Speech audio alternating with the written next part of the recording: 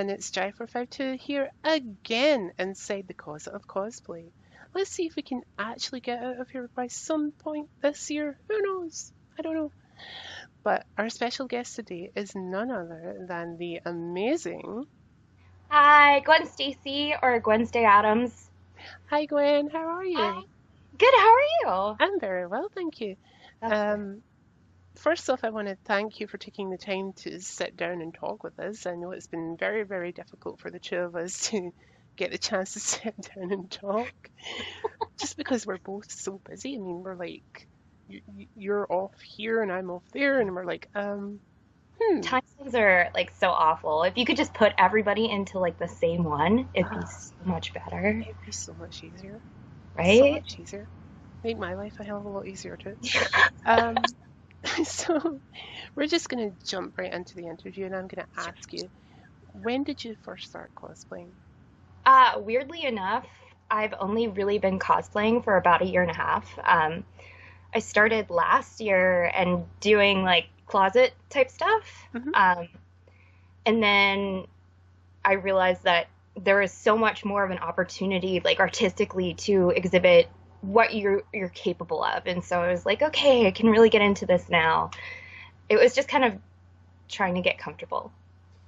Do you remember what your first cosplay was? Yes, I was Castiel from Supernatural. Awesome. And what kind of reaction did you get from doing Castiel or a gender switch Castiel, really? Yeah, people were generally like receptive and really nice, which was cool because I know that you know as well as I do, like you see both sides of things. So you never really know for sure how people are going to receive you. So for me starting out, the fact that people are so nice, I think really helped. Awesome. Who or what inspired you to cosplay? Um, I had been following like the culture for a little bit, but like I said, it was that thing where all the comments you can read and like Tumblr horror stories and stuff really freaked me out. And then I started actively following. Do you know Hendo Art? She's one of the girls on Instagram that does like a lot of Spider Gwen stuff. I know of her, yeah. She actually like I started seeing her work a lot, and there was stuff that happened in the title itself that like really connected with me on a personal level, and I was like, okay, this is something that I absolutely have to do. So Awesome. Um, do the people that you've mentioned in particular, um, oh, sorry, who was it again? Hendo. Hendo, do they still cosplay or have some of them started to kind of like move off into other avenues? Hendo is kind of like I want to say she's almost like an all-around cosplayer just because she does, she's a cosmaker. She also is like a freelance model. And I had like a really brief chance to like meet her at NYCC. I think that she's capable of doing a lot more too, which is awesome because I think that's kind of where everything is progressing to as far as cosplay itself, being able to like incorporate like the performances and stuff, which is really cool. Awesome. Since you actually mentioned it there, my next question for you is actually split into two parts. Okay. What has been the most challenging cosplay that you have ever done, both from the making of the costume and from the acting side? Because with every kind of cosplay or character that you do, there is a tiny bit of acting within it, whether it be learning how the character talks or how they move or how they might pose or just even interact with people. So let's talk about the costume side first. Which one to date has been the most challenging for you to put together? That would have been my Dazzler Thor, which I took to NYCC and broke. It was just, like you working with Worbla is a lot different than working with foam. And it was one of those things where I wanted to challenge myself, and I did. But there are times when I was just like, I want this to be over, and I never want to, I never want to touch Worbla again. But I mean, once you're finished with everything, it's really awesome. It's just the in between parts where sometimes like I'm not gonna lie, like I wanted to throw it out the window. I can completely and utterly sympathize with you because probably by the time this interview goes live on YouTube, I will have finished my Jack in the Box. Oh, And I think I was mentioning to people recently that while I've been working on this Jack in the Box, I went through the method of cursing and swearing at it, and yep. then crying, and Oh then some more swearing, no. threatening to throw it out the nearest window, and then I think more crying and swearing after it. Oh, but it looks so good. Like, you know what I mean? And when it's Yeah, finished, it's gonna look amazing. It's just, but that's like I've come to realize that that is the process that most people go through when they're making stuff. oh, for sure, for sure. You know, I actually had this like really big freak out today because I'm working on a top as well for when I'm away, and I was using fabric paints, and it's the first time that I've ever really used fabric paints. And I did one side of the top, and I got it all kind of sorted out the way that I wanted to. And I was weighing like I think I can just grab it here, as long as my pins don't go flying everywhere. This was the size of ball of paint that I got, Okay. but wasn't the cobalt blue, it was like red. And I was weighing it like this and going, oh crap, I think I've used nearly next to all of my paint on one piece of the actual fabric. Yep. Crap. So Yep. I started panicking like hell. And Oh, I was like, I don't have the time to go and buy more, and I don't have the money, and oh crap, what am I going to do? So I took it to my art tutor today, and I was like, okay, here's a picture of what I did. Here's the tub. Do I have enough to do the back end of the top? And he goes like this, and he's like, one of those kind of art teachers that you just know, you know, they're like, they know from just holding something. He takes a look at the picture, weighs the kind of what's left, and he said, yeah, you'll be fine, just add some more to it. And he walks off, and I'm like, okay, thank you. like thanks, but how did you know that? Like, when do I get to know that? Because it's, It would be helpful. yeah. um, so the same question again, but from the acting perspective, like which character has been the most challenging for you to date? I think that's actually been, and like it sucks because she's one of my newer favorites to like Hmm. do is Vision from the Vision. Uh-huh. Just because she's a synthezoid, she's part robot, she's very mechanical and cold, and like the way that she speaks even is kind of very logical, and that's not who I am really at all. Like I'm a big goof. You can ask Jason if you want. Like I'm a huge goof, and that's why I've picked the characters I did before this. So like being her at NYCC and having to kind of figure out how you would interact with people as this character was really rough for me. Okay. If you had to go back and do either your costume or your like acting particular part, what would you do differently? Um, Honestly, I think with my costume, I probably would have gotten more input from people.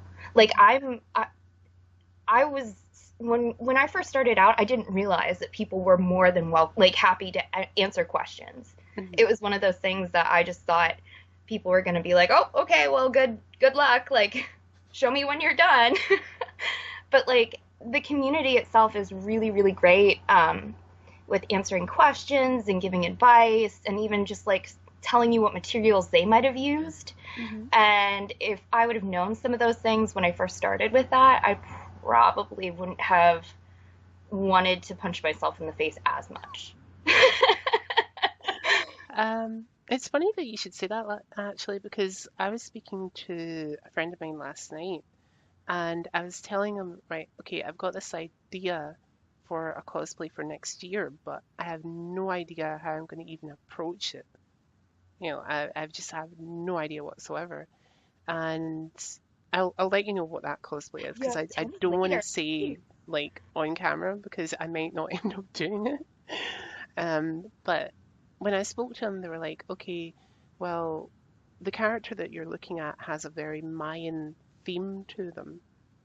So maybe that's where you should like look at your kind of reference point. So I spent most of um, hmm, spent most of the early hours of my morning looking at Oh, Mayan pictures online, and I'm like, oh right, I can see. Like I had the picture of the character like here, and then the internet kind of here, and I was like, okay, I can see where they're getting this kind of idea from, and I'll need to translate that to what I can do, kind of thing. And I was like, okay, this is totally doable, but it's got to be at the right time of year again. okay. I'm So there trying to you go, think. guys. So many clues. Um, okay, so what would you do differently from the acting side? I think for me, it's just realizing that people aren't going to fault you if you're actually in character Mm-hmm. and that's how your character is. Because I'm I try to be super aware of other people, and I'm someone who suffers, with social anxiety. So in that respect, like, I try to be friendly and stuff like that. And when you're cosplaying that sort of character, it's not really within them to be that outwardly friendly. So I have to kind of keep it in my mind that, like, people people can differentiate between who I am as a person and a cosplayer and who I am as that character. Mm-hmm. Um, you kind of mentioned that you have anxiety in that respect. Does that deter you from doing characters that are very um, sociable, or do you just go, oh, I like this character, I'm gonna do this character? Um, the way that I first started doing, like, things was I picked characters that were kind of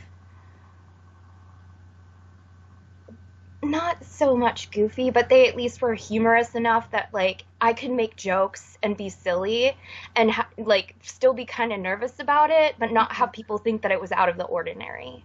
Like, now, as I'm kind of getting more used to going to cons and being in front of people and stuff, it's a little bit easier. So I want to progress into characters that might be outside of that. Hmm. But really relating to somebody too, like relating to a character, I think helps with that sort of thing, because if you're comfortable and you kind of, I don't know, you have similar experiences and a similar personality, it's easier to feel more like you're not so much hindered by that kind of anxiety. You know the best of it. My first ever cosplay was Harley Quinn, Oh, and this is something that I find very, very funny. Like a lot of people say I've got a personality similar to Harley. I'm very bubbly and outgoing, and I have to at some point laugh at that. Because I just look at myself and go, there's no way that I am that much like Harley Quinn. I am not as bubbly as she is. I am not as outgoing as she is. And to be perfectly honest, I was like, okay, I can kind of see it sometimes, and sometimes I kind of just go like, nah, it's not there. Um, but the one that I did this year, when I did Poison Ivy, I identified with that character much more because she is more reserved, and I personally feel I'm quite reserved. So I was like, playing this particular character is so much better because I don't need to be the limelight. I don't need to be going out there and like screaming the rafters. did you feel like it was people were still receptive too? Do you know what I mean, on the same level? Yeah, oddly enough, there was a few people that come up to me as Ivy and they knew who I was. They're like, "Oh, I love your Ivy costume," but not as much as when I did Harley. I barely could take two steps before somebody was like, "Harley, can I get a picture?" Um, so I think this year I got the chance to just relax that a little bit more and be like, "Yes, I can have a 5 minute conversation with someone." Um, so yeah, I think that's nice. it's kind of fun. Like I like to pick a character that's sometimes a little bit obscure. you know, Yeah. Oh, yeah, totally. because then you can get the chance to relax and be like, "Ah, I'm at the con, I can enjoy it."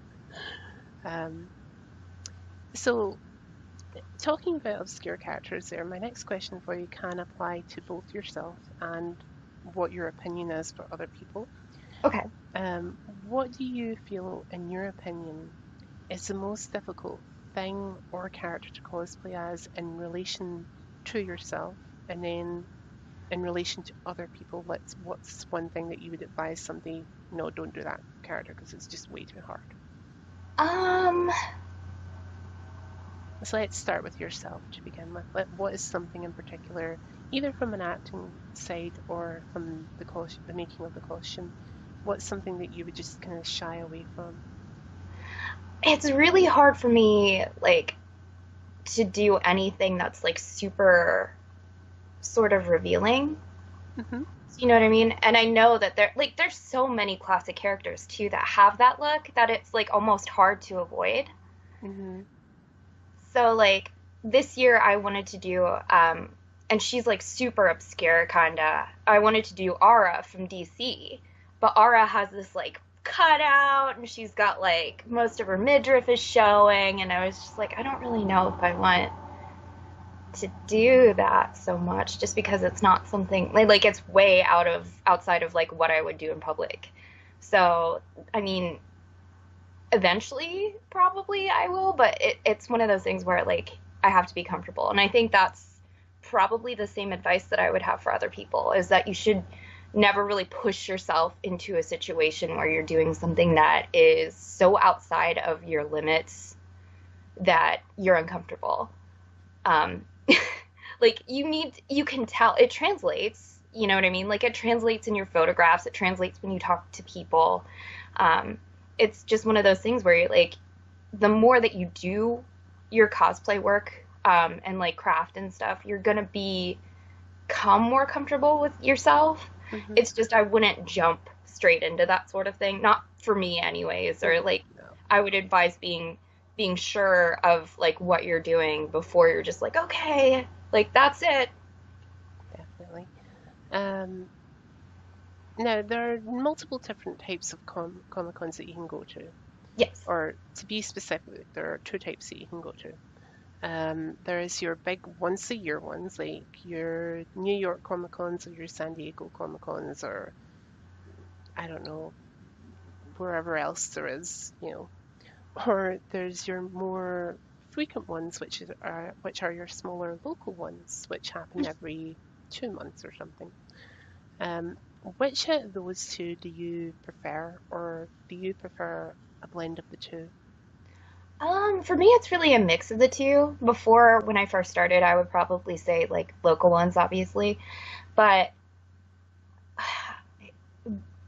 having the experiences that I have had, like at the bigger cons, like there's still time to be personal. Like there's still time to really see how you talking to like a little kid in a costume that like whose character like somehow is related to yours still makes their day, and that's really important to me. So like yeah, I got to see that locally, but like it's at such a bigger volume at those cons that happen, you know, once a year because there's so many people coming in and out that like if you haven't experienced it, I would 100% say you have to at some point in your life if you're a cosplayer.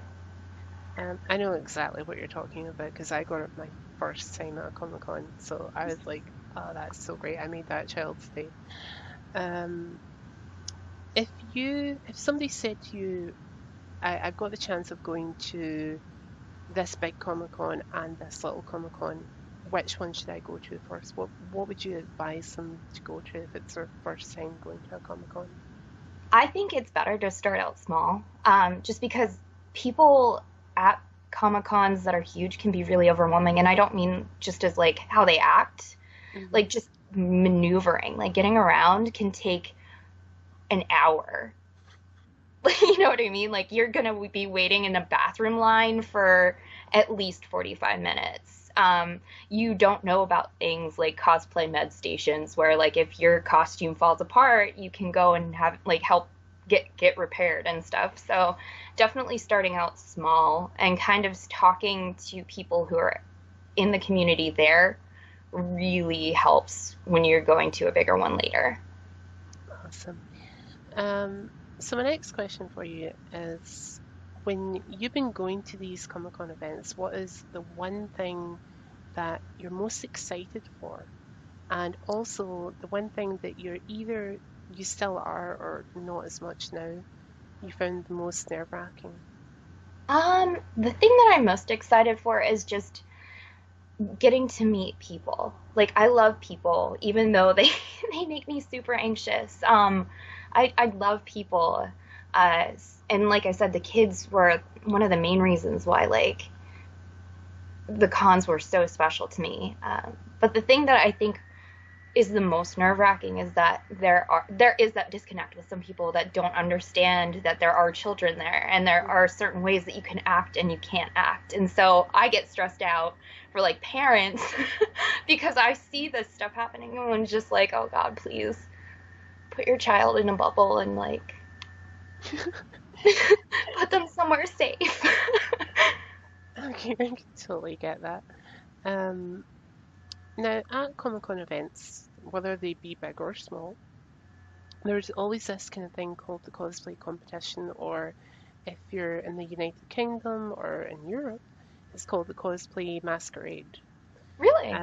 Yes, because they Okay. masquerade us throughout the actual con as we're Okay. going to the stage to compete. It's like That's a so big cool. march.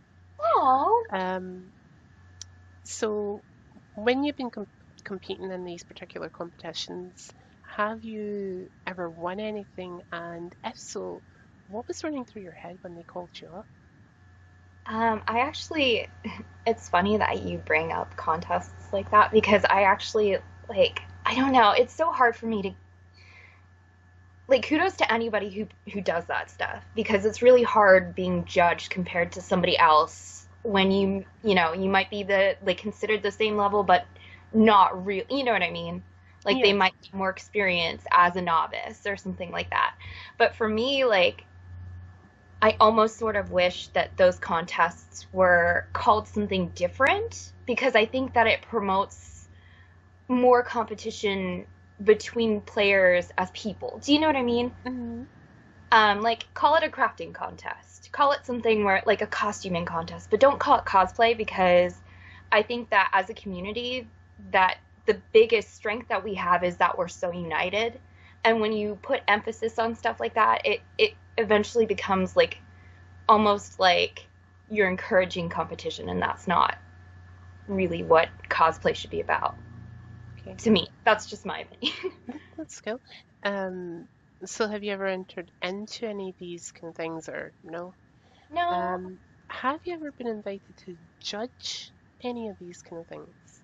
I was invited to judge something at my LCS, Hmm. which like didn't happen. So I was kind of like, thank God, because I don't know how you would even do that. And like it was super cool of them to ask me, but I just like everybody does such a good job. Like I'm genuinely amazed at some of the things people do when they're first starting out. So I don't even know how you would judge something like that. I remember actually speaking to a couple of people who have done judging before, and everyone that I've spoken to that's done judging, whether it be at a big event or a small event, they've always said there have been so many like really good cosplays that it's been so hard to just pick three people Yeah. out of a possible 100, and it's like I've like looked at the cosplays that they've like picked and the ones that they didn't pick, and I'm like, I don't envy you whatsoever because even No. I couldn't do that. Like Yeah.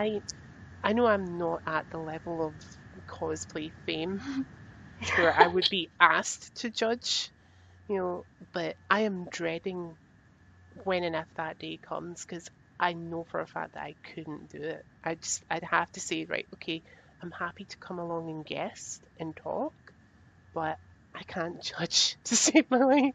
Right? It's so hard. Mm. It's so, and like, I mean, can you do that? Can you tell them that you don't want to?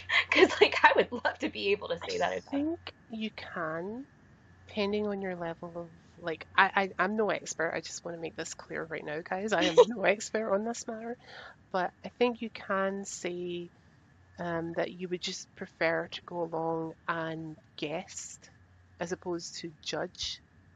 I suppose, like, if you know the people well enough, you can say, look, I really don't feel qualified enough to judge, to a standard where I could only pick three people. But the plus side of it is each and every person that I've spoken to that has judged has said they have been so thankful that there have been two other people there with them, sharing this burden.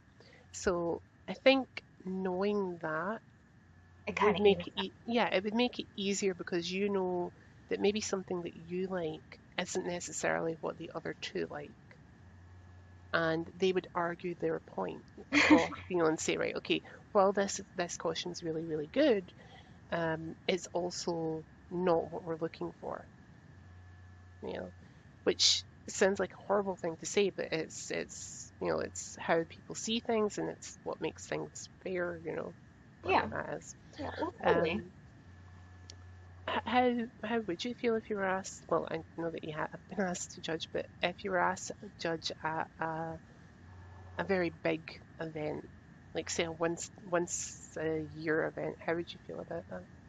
I mean, it's obviously like a huge honor. It's just one of those things where like I would almost have to ask questions because I wouldn't know what people like for, you know what I mean? There's so Hmm. many different levels and the way that they judge levels, like I can't wrap my head around it. So it's almost like maybe people should give like panels on how you judge I cosplay content. think what they do like is I don't know if it's the same for the States, but they do it over here. If you get asked to judge over here in the UK, they send you, well, if you get asked in general to even attend an event, and there's a possibility of you judging, they send you a pack, like an information pack, Okay. and it tells you, right, you've got to be here at this time, you've got to be in costume at this time, you're going to be doing a panel at this time, and then you're going to be judging, and here's like the parentheses on what you need to look for when you're judging, when you're looking at the costumes, what questions you need to ask the cosplayer,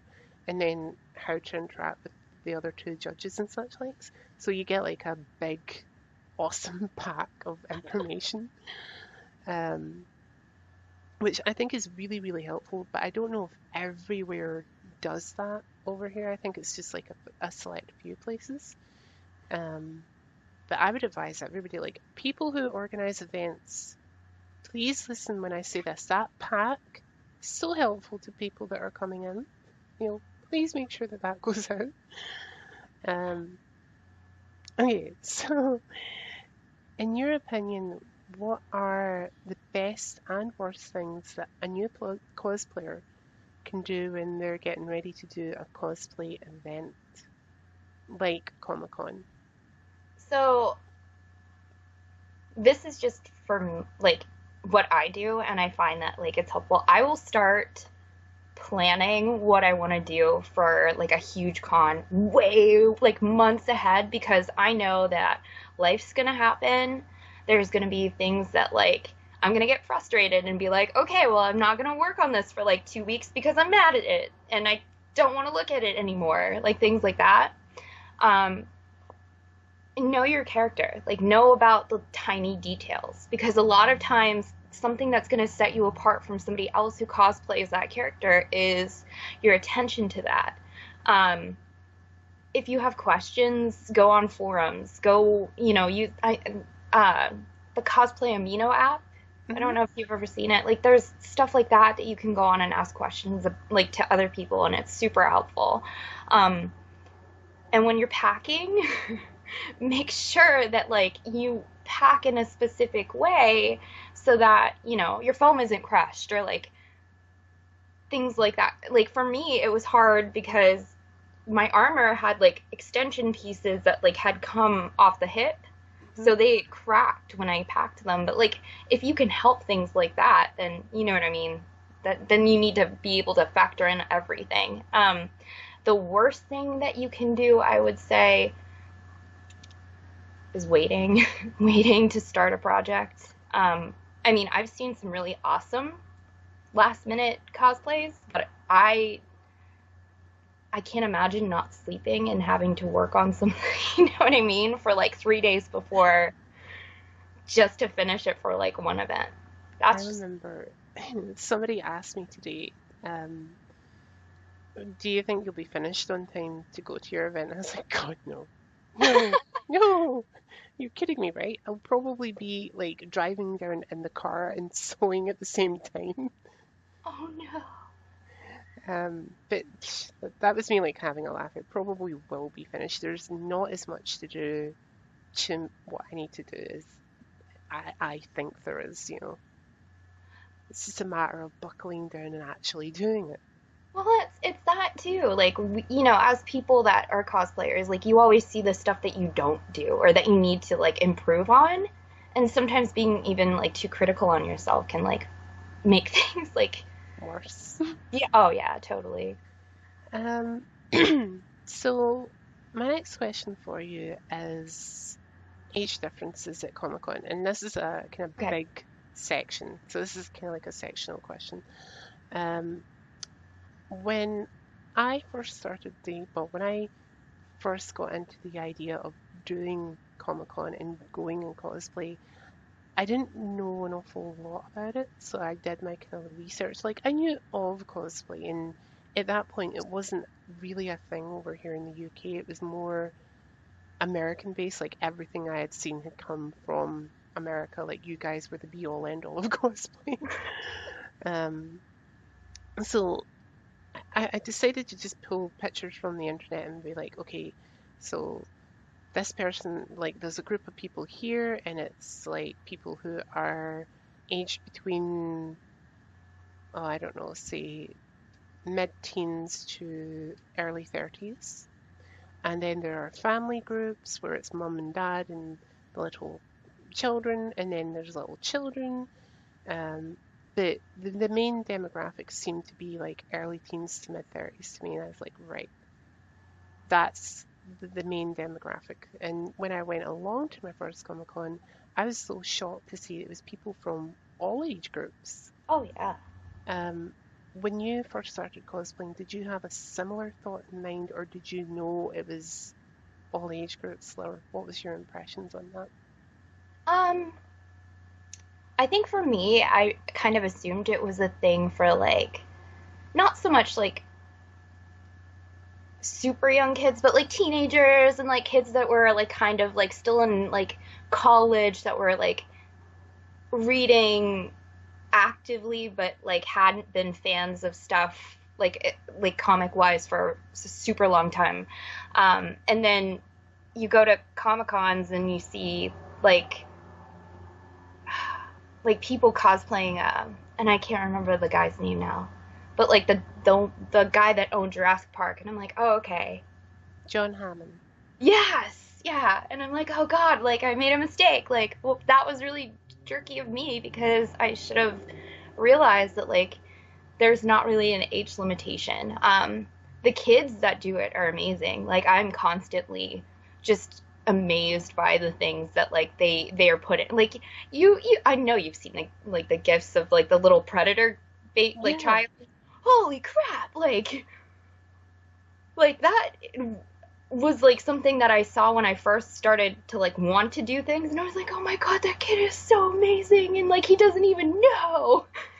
But like the it like I think to be honest, I think kids need that sort of thing. Like I think that being encouraged to pursue like that kind of small aspect of performance and also to like create things is something that like culturally we need because there hasn't been a lot of it in schools anymore.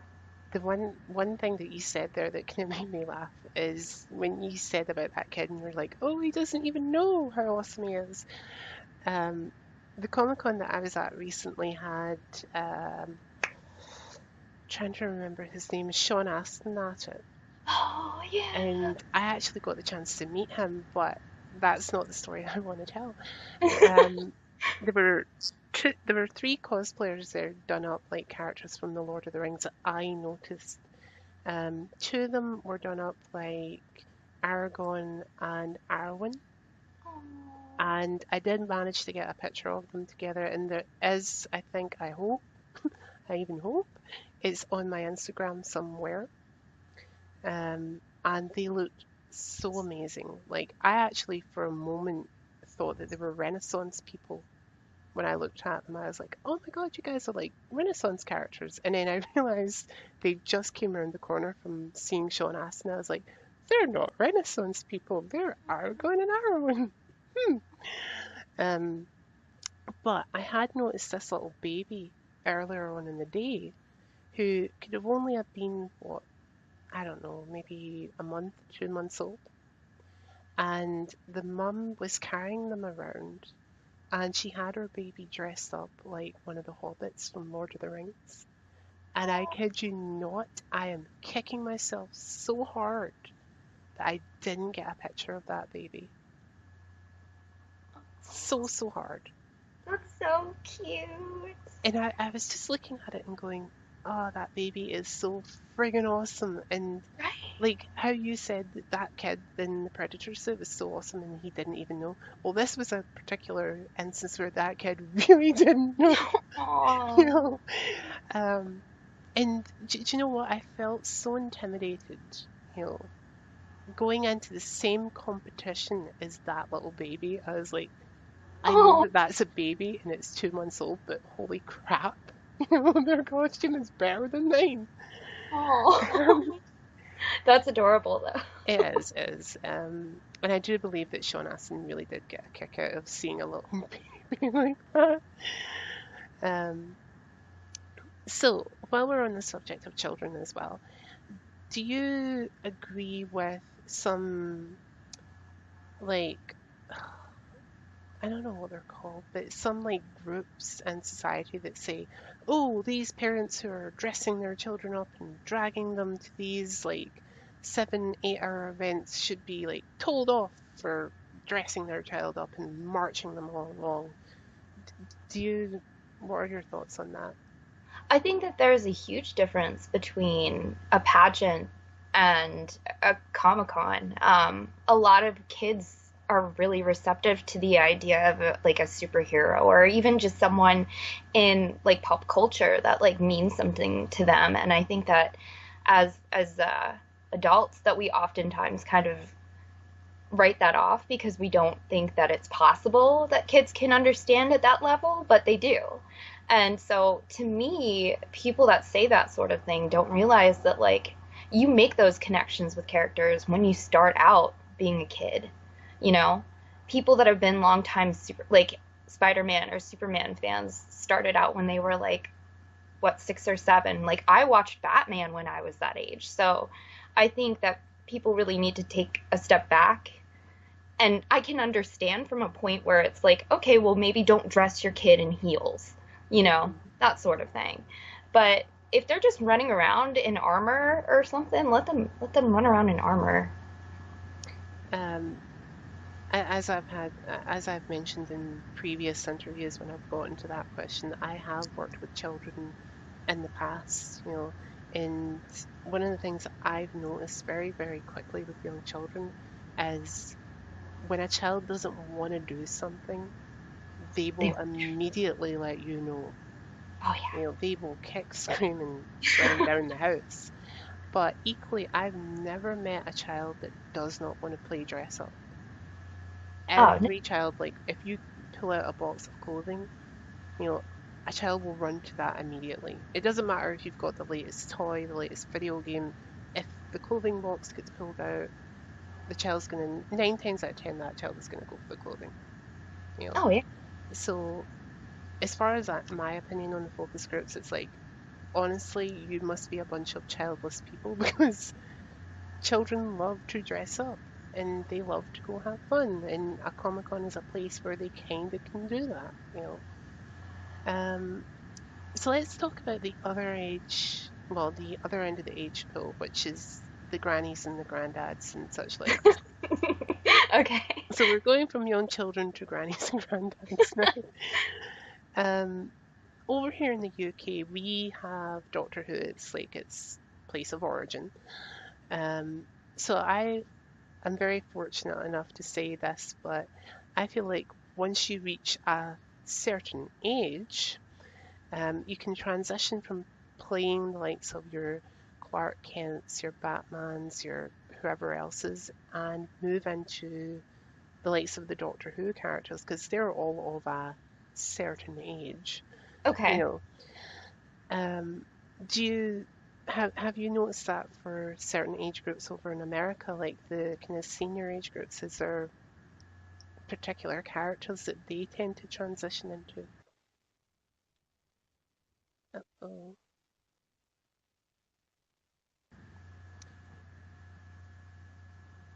and we're back. So the other end of the age groups, which is the kind of older generation, um, what kind of characters have you seen them kind of transitioning into from the likes of your Supermans and your Iron Mans and such likes? Um, there's still a lot of Doctor Who characters that I see. I think that for America, I would say a lot of Game of Thrones characters too. Hmm. Um, and I think that it's nice because there is that awareness. Like I know a couple guys that are out in California where like the huge conventions are and they have them like all the time. And one of my friends who's older was even like, I had to hang up my Robin suit because I reached X age. And I was like, oh, that's the first time that I ever heard of that, but that makes sense. So yeah, like I would say Game of Thrones. Even older like Marvel characters like Doctor Strange and stuff like that because he is a little bit, older on the spectrum. He's got the white hair streaks and stuff. So it really there are choices outside of like inside, your fandoms. It's just that you're kind of waiting to like have more of those kind of integrate them into that world. Awesome. Okay, so that is the age groups, and that was the kind of scary side of that over and done with. My next question for you is what opportunities so far has cosplay opened up for you? For myself, I would say just being able to do good. Like I said, when I first started, what really mattered to me was the reaction that I got from kids. And then, you get exposed to the groups that go to hospitals and, visit with children and stuff. And so I looked into it more in my area, and it turns out that we don't have any programs like that.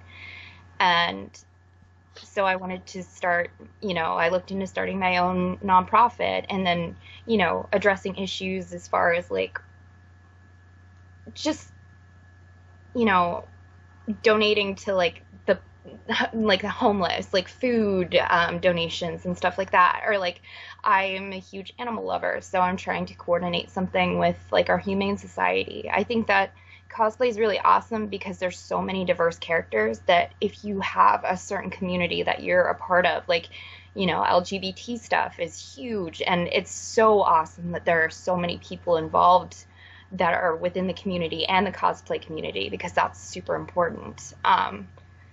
It if you want to do good and you love characters that have really good backgrounds, and it's amazing the kind of things that you can do for that sort of thing. Awesome. Um, one thing I actually neglected to ask you, um, with the age differences there, have you ever done a cosplay that's specifically geared to a specific age group? I would say Spider Gwen. Hmm. Spider Gwen's kind of, I would say, more of like a teen friendly title. It doesn't it's to the point where like when she swears in the comic, you see all like the little like asterisks and exclamations and stuff. So I do that. But she's also more. The nice thing is that she's growing, and Yes. I think that that's something that's important for kids to see too. Is that you can progress from this character that's kind of like not so much immature, but maybe naive and has things that they don't know about to someone who actually knows themselves pretty well and things like that. Awesome. Okay, so this is the one that's going to go completely and utterly nuts. Props. Okay. So for me, I don't know if it's the same for you, but props fall into three categories. Okay. Well, two categories and then three subcategories. Um, Props that you take to a Comic Con and props that you take to a photo shoot. And then the subcategories being, oh my god, this prop is breaking my back. Oh my god, this prop is not really breaking my back, but it's still causing me quite a considerable amount of discomfort. And three, this prop is so easy to use. I can put it in my wallet. I can put it in, well, in my wallet. I can put it in my pockets. I can put it in my bag, and I'm good to go. Which out of the three are you most likely to use when it comes to a photo shoot? I think photo shoots are probably for the bigger stuff. Like I have a pair of like handcrafted wings that I have never worn at a con just because I know, like I already know what that would be like walking around. And I'm saving. But for the most part, like the smaller stuff, like any of the weapons and stuff like that, that you can just kind of stick wherever and they're gonna be there. That's the stuff that I do for cons because it's so much easier. So that would be your like medium sized to small props then. Awesome. Um, your actual props, do you make them from scratch? Do you buy them in and then customize them, or do you buy them straight from the internet? I do a little of making my own and like buying and customizing, just because sometimes I don't trust myself enough yet to like do some of the things, and I've tried, and I'm just like, oh, you should leave that to the professionals because look at what you made. Okay. On average, how long does it take you to make a prop? It really, I would say you have to understand that I'm a really bad sleeper. So I'm up really late a lot of times working on things. So I would say at the longest, like 2 weeks. Awesome. Um, so what has been one of the props that has driven you mad? Uh, Actually, when I decided that I was going to start working on a Nico Minoru, like staff of one from, well, she was in the Runaways and then she was in A Force. Just the circle. So I just did foam and I was like, yeah, it'll be easy. Like I can just like stick the foam to this and nope, no, nope. No. Like it was I'm glad that it worked out the way that it did, but when I was first doing it, I was just like, how do people do this? Because I just can't. Can't. Did you get to the stage with that prop is pretty much the same stage I got to with my Jack in the Box? Were you like swearing at it, crying at Yeah. it, Oh yeah. saying, why aren't you coming together? Yeah. Well, like, okay, so you've seen, like what is it? Like the 5 stages of like remorse or something? Yeah. It was like that for me because at first I was like bargaining with it, and then I'm like angry, and then I just like at the end I'm just like, okay, whatever. Okay, so I was showing Gwen earlier the box that I was working on earlier today. I was also working on another piece of this Jack in the Box earlier today. Guys, you'll probably see the finished pictures before this interview. But at this particular moment in time, which is when this interview was recorded, which is the 3rd of the 11th, 2016, guys, my prop's head looks little bit something like this. Oh, I love it. It looks so good. Now, it should be said that I'm going to be adding black pom-poms to either side of its little hat, and Oh, I still need to draw a big black line there to separate the mouth, but that is it at its current moment in time. that's gonna So, be amazing. I can't wait to see it finished. trust me, this is the one where I've been crying at it going, why wouldn't you work? Aw. And then swearing at it 5 minutes later, saying, you're the mother effing reason I'm going to kill someone, aren't you? Aren't you? Well, I mean, you're Harley, so it works, right? Definitely. Believe it or not, the easiest prop that I've had to work with so far is these toy guns. These have not given me any issue whatsoever. I managed to get them painted, both red and black, because classic colors. The only thing I still need to do to these ones is get the diamonds on them and the sticks and the kind of plasticky bit there so that I can have bang or rat-a-tat-tat on them. But guys, honestly, a little bit of enamel paint and washing up liquid works great on plastic. Who knew? You know. But yes, the I have a question for you. oh, So over there, do you uh-huh. guys have to, like, the orange tabs on your guns have to be visible too? Yes. See, this is something like the first prop I made for Harley was the hammer, Okay. and I made that completely out of cardboard, but it's so big that I can't travel with it, or at least not long distances. Um, so I was like, okay, I need a prop that is small enough to go on my side or just easily transportable. And while I was toying with the idea of this little fella, um, I was like, I need something else that I can like put up and just point at something. And I was like, oh, a toy gun. Awesome. So I went and bought two toy guns because I was like, I'll probably screw up the first one, which I haven't, thank God. Aw. Um, so I was like, okay, now I need to make sure that I can travel with them. And it, when I was first going down, I was supposed to be going down in the train, and now I'm going down in the car. Um, the people that were I was working on the toy guns when I was at my class, they were like, "Oh, you can't travel with that, not on a train. They won't let you on." And I'm like, "But it's a toy gun." And they're like, "No, they'll still not let you on. You'd be a fool to take them." And they were just saying that in a nice way. Um, but I spoke to people who live down in Newcastle, and I was like, "Hmm, am I okay to bring a toy gun with me?" And they're like, yes, so long as it's got the orange part on the top. And I don't know whether you guys have them on your toys, but we have like a health and safety warning.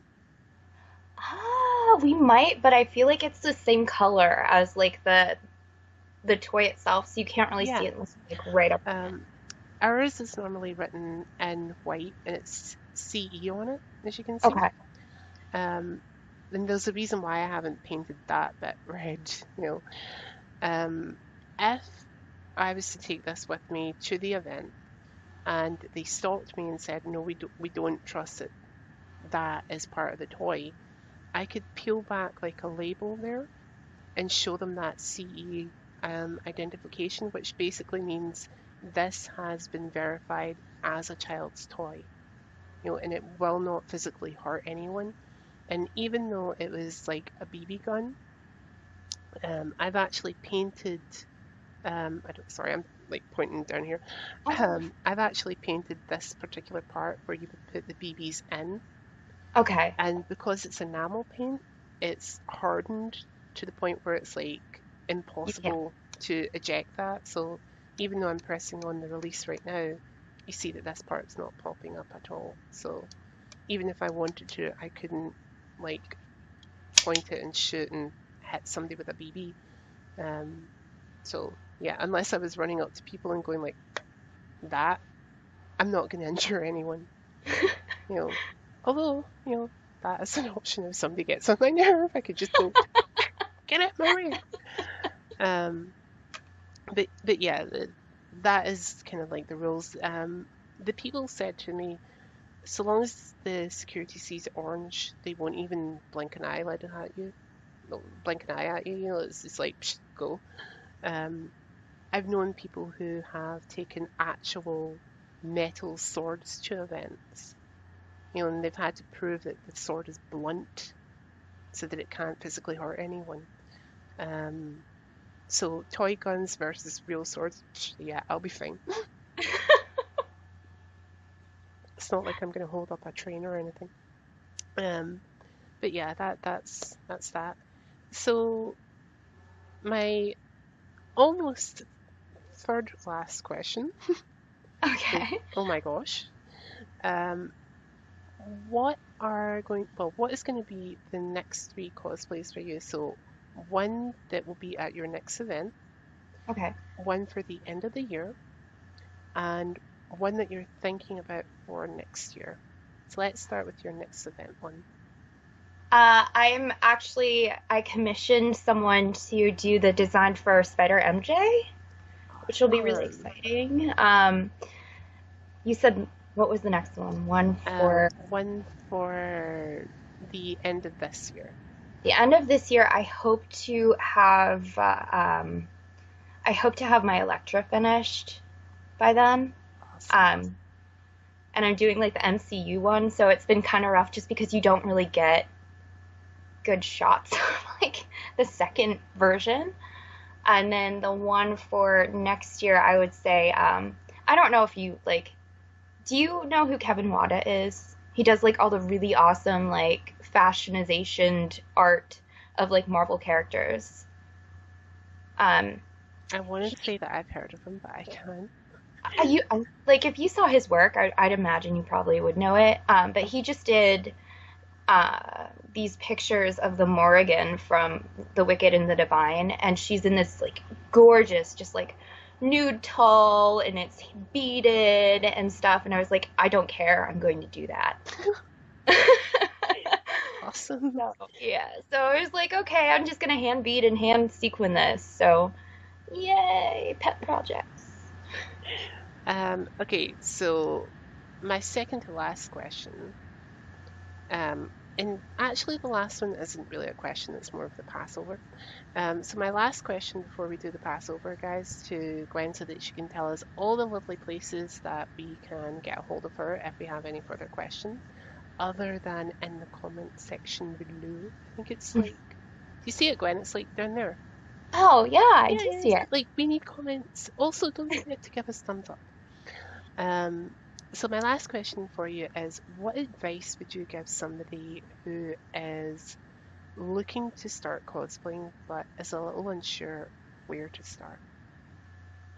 Your best bet is going to be to do what I did and find communities like Cosplay Mino. Ask questions. Don't be afraid to ask questions because most times people are really super nice about it.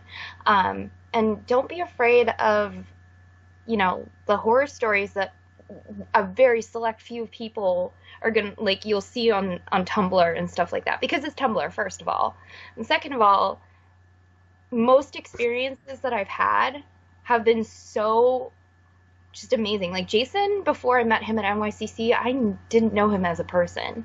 The connections that you're going to make because of what you're doing are going to outweigh anybody leaving a comment that's like, you should just stop on like a picture or something. But yeah, ask questions.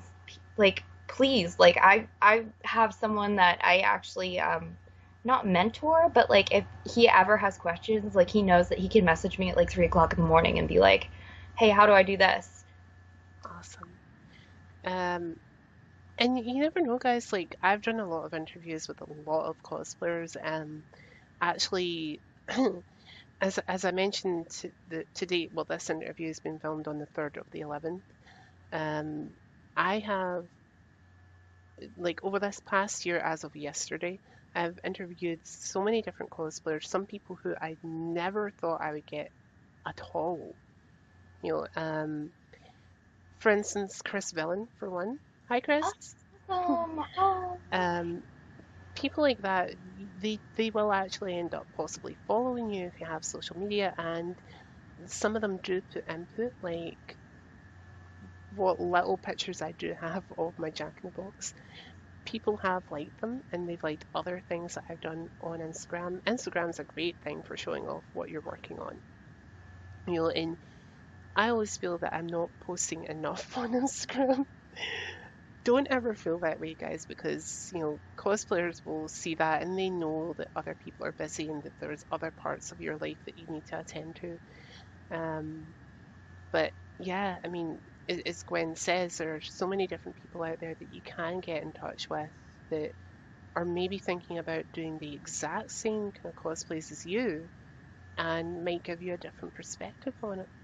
Like, for instance, Gwen has mentioned Jason a good couple of times. Um, I actually did a poison ivy just the same day as Jason did, and Oh, his compared to mine was so different. And I do remember asking him like, "How did you do this?" or how did you achieve this? Because how you did it looked so much easier compared to how I did it, and what would your advice be if I had to do that cosplay again? So just simply asking questions is a great way to go, guys. oh, and don't So be afraid to make mistakes. no, definitely don't. Like, I honestly don't think any cosplay could be a big, massive mistake. Oh, I don't think Even if, either. like, even if you personally feel that it is a mistake, guys, it's a learning curve, and that's what's important, you know. Um, so I'd like to pass over to Gwen now, Sure. and she can tell us where we can get in touch with her if we have any further questions, basically on social media, things like her Twitter, her Instagram, and all other places, like places that she feels comfortable telling us. And please check out the description of this video where all of Gwen's links will be posted, and you can go along and follow her and see what she's up to. So, Gwen, where can we get a hold of you if we have any further questions? I am Gwensday Addams, which is just like Wednesday Addams, but with a G, on Instagram and Twitter. And I also have a cosplay page on Facebook with the same name. And honestly, if you want to get in touch with me on my personal page, I don't mind. Send me a message. That is the real Gwen Stacy. Awesome. So that's it. Um, so, I'd like to now take the time to thank Gwen for coming along Thank and you. taking the time out and spending it with us. I hope you've enjoyed your time with us, Gwen. How could I not? Um, and hopefully we'll be back really soon with another interview, guys. Bye. Thanks, Jay.